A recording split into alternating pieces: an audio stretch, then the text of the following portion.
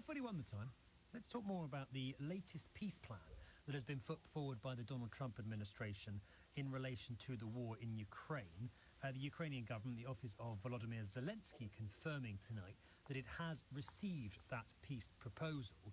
But from what we know about it, it's likely to cause quite a lot of consternation in Ukraine. It's been described by some commentators not as a peace deal, but as a capitulation proposal on the part of the Ukrainians. Jeffrey Pryce joins me, Senior Fellow at the Foreign Policy Institute at Johns Hopkins University in Maryland, former Special Counsel for International Affairs at the US Department of Defense, who was regularly involved in negotiations with both Russia and Ukraine in that role. Jeffrey, good to have you with us on the programme. Just bring us up to speed, if you would, on what we know about this proposal and why Ukrainians seem to be concerned about it. Thanks. Good evening, Ben. So what has been reported is a 28-point plan that was reportedly presented to Zelensky today by the Secretary of the Army. And it contains a number of provisions that are going to be very hard for Ukraine to accept, including conceding not just the territory that Russia currently controls, but also parts of Donetsk and Luhansk that Russia doesn't control. So it would be basically ceding more Ukrainian territory to Russia than even it contains right now.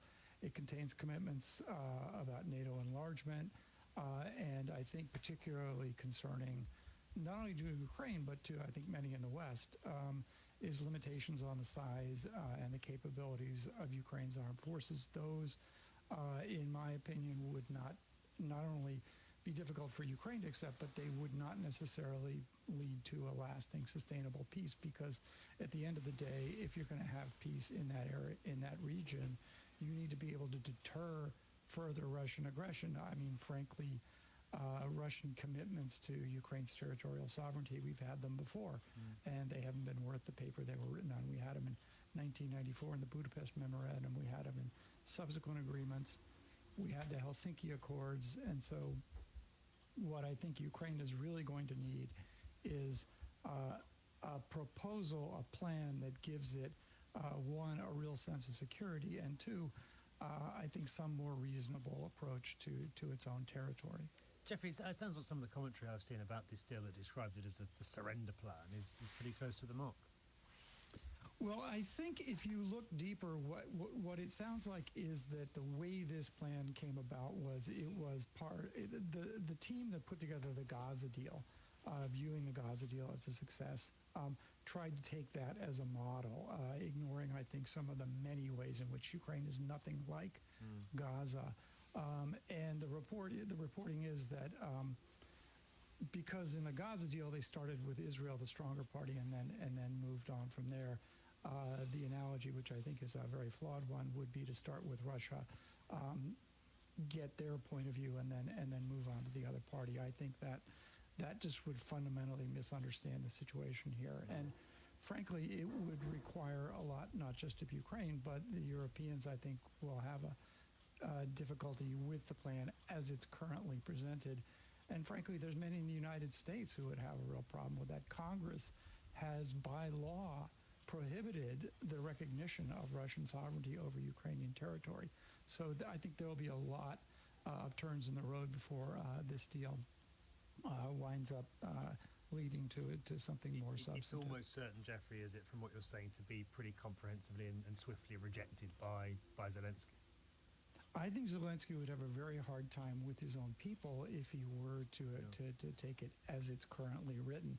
Now, you know, perhaps this is the opening salvo, the opening gambit in a longer negotiation. I mean, what I hope, frankly, is that along with this comes more pressure on Russia to get them to come off of some of their positions, which are fairly maximalist.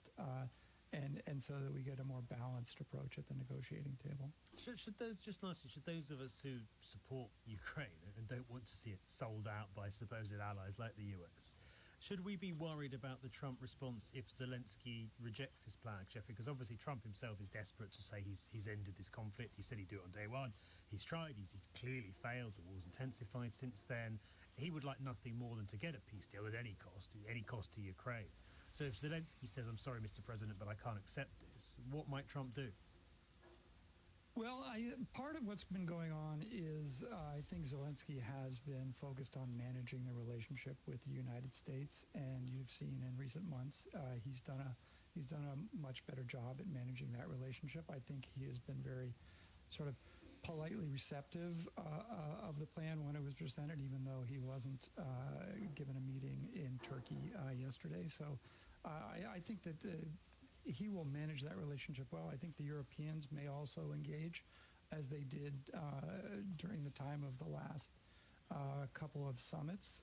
So the Europeans have a lot to say, and I think President Trump will listen to them.